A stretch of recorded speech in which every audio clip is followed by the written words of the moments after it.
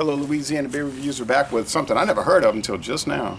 And this is called Nemesis. This comes from Founders, and I believe it says it's their bottle shop series. Not to get too overly done with this, it's a barley wine style roasted malts. Shortage of it says no shortage of hops, but it's pleasantly bitter.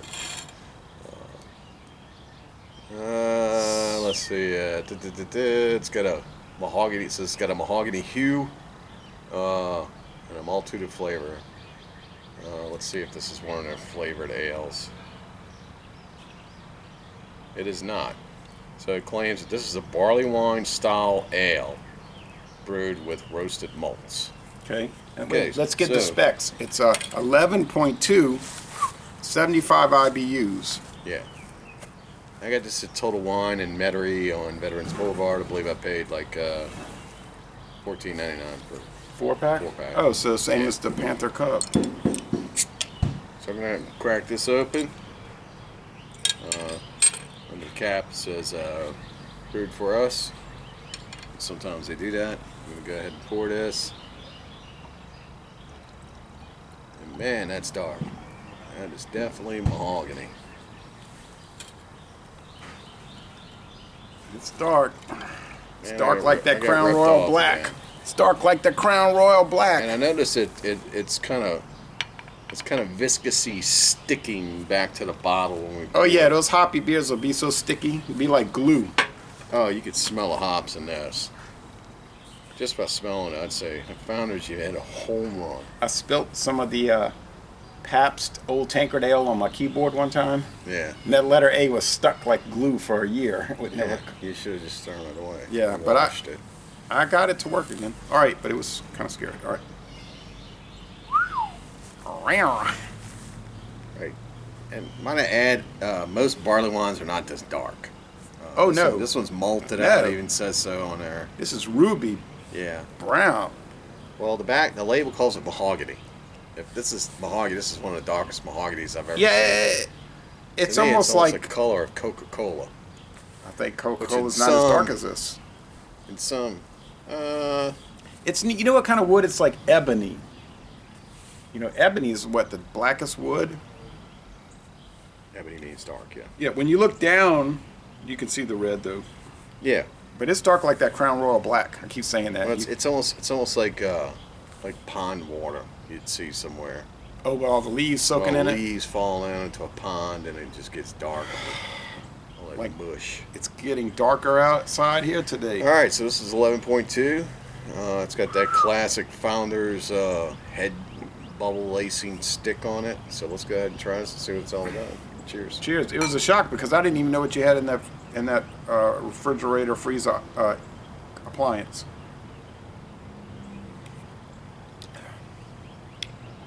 Wow. We were at a baseball game earlier. Wow. Division I college. Bitter. Man, is it better. If you can't It's got handle it better. It's got a barley wine. It's like a very malty barley wine. You know, really punch of bitter notes. Yeah, barley wines are kind of like IPAs that went berserk and became malt bombs, Yeah. but they retain their bitterness. When I said if you can't handle the bitter, I didn't mean that in a negative way. What I mean is some people just literally cannot handle the bitterness. They love beer, but when it's bitter, they don't like it, which is their prerogative. You're not required to like bitter products. But if you're a person and there's millions who don't like the bitter part, you're going to hate it. I would call this a throwback beer. Back to the days when they were putting out strong ales. And Yeah, it's like an amped up Bigfoot.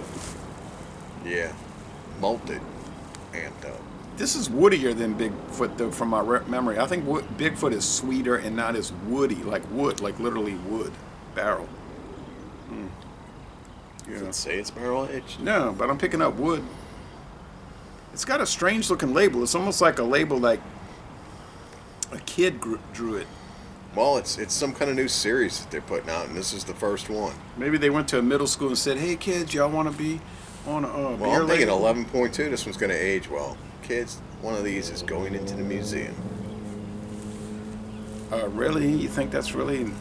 Is this really necessary? Well, we got some 6-year-olds we need to pull out. I think I got a 7 or 8-year-old we're going to try. I got a barley wine in there. It's got to be Probably be using an Upwalker by that time. Okay. What is your Nemesis? 10 years old. You'll feel good about keeping it around. And if you're a person that has, what is this? If you're a person that has a beer museum that never ends, you really feel good about it. Well, that's you. I actually, doesn't say that on I there. added that. He's All right, full of shit. there we go. Okay.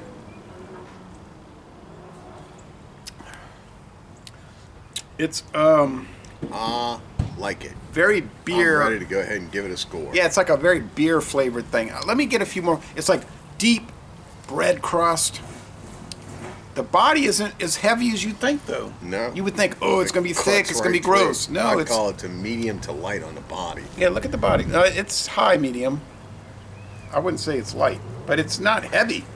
No, the Panther Cup was heavier than this, and that's a porter, and that's 2% less alcohol. And this is a barley wine. And we were just discussing a couple weeks ago that there was a lack of barley wines around. It's impossible to find almost. This one has almost a fruit thing to it, like Like raisin dates. yeah, I was gonna You say would get figs. that on a really good barley wine. I was gonna say figs. You know, like Some barley wines almost mirror a stout. like if you go to your mama's house or whatever, you know, in the backyard they would have fig trees and you pick them. It tastes kind of like figs, kind of, not exactly like. Okay, we're gonna give it a score. Mostly dry finish. It's a dynamite product. Now I would like to put this in competition against the Bigfoot, but I think it would be unfair a little bit because the Bigfoot is only around 9. This is 11.2, so that could throw it off. Oddly enough, I have a Bigfoot left over. Yeah, and I've done some, but I've done one, and I've done some whiskeys that were 90 versus 80, and I couldn't tell them apart. But anyway, And that other Bigfoot that I have, like I said, I have one. Because you know where the other ones go. I think we do. In storage. Man, it's drinkable. Like you could drink it. You don't have to like say, ooh, let me get through it. No, Well, it's like the man. 11.2% alcohol is totally hidden. Let's just add, Which is let's just put dangerous. that out there right now. It's totally hidden. If you like figs, if you like dark fruit, the stone fruit, fermented, if you like malt, if you like bitterness, I get the greens. Remember I talk about the greens a lot when I talk about bitterness in beers. Like which collard is greens good. or yeah, like mustard a collard green or mustard green. You get that kind of bitterness, but all that kind of it all marries together like a fine gumbo.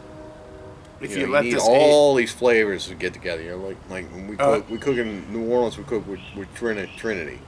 Everything's if you put it all together in one, it makes a really great. that's why they talk about flavor. aging it. But if you put it on the side and say, well, let me try this and let me try that and let me try this, you're not going to get that flavor. Now I did a 10% flavored beer. This is not flavored. This is not a flavor. 10%. This is 11.2. That 10% beer was a booze bomb. That thing was screaming alcohol. You were like, this Right. thing. Oh, it's dangerous. It's very good. But at $14.99, a 4-pack's probably not that dangerous because you probably wouldn't be drinking too many. But anyway, I'm gonna score it. Oh man, I'm gonna go 98. It's higher than the Panther Cub. To me. I'm going to go 98 as well because, believe it or not, I did have 98 on the brain when I was thinking. I didn't want to get too controversial with giving it a higher score. I was actually thinking 99. Makes no difference. But I didn't to want me. to go. I mean, it's 98. This is between a 98 and a 99 to me. This is one of the. Maybe it's because we haven't had good barley wines in a long time, but this ranks up there to me as some of the best barley wine I've had in forever. And actually, the one company that introduced me to the barley-wine-style was this company. Founders? Yes. Well, you said we haven't had a good barley wine. We haven't had a bad barley wine in a long time. We haven't had any barley wines in a long time. Right. We just haven't had Good, average, or bad. I was actually thinking about starting making beer, but all of a sudden we got beer and distro again. So That's what people We'll ask see. me all the time. Are you going to ever make beer? I say, nah, probably not. All right, anyway, so Les Le Bon Ton Relais, man, an outstanding barley wine ale from Michigan. oh, 100%, 100%. This is really, really good, guys. 100% a 98. I got to give this a 98.5 or 98.6. This is really, really good. It's really getting precise. We're going to end this review by saying, y'all go to Michigan and tour the Founders Brewery. Thank you, Founders. Drink better beer, kids.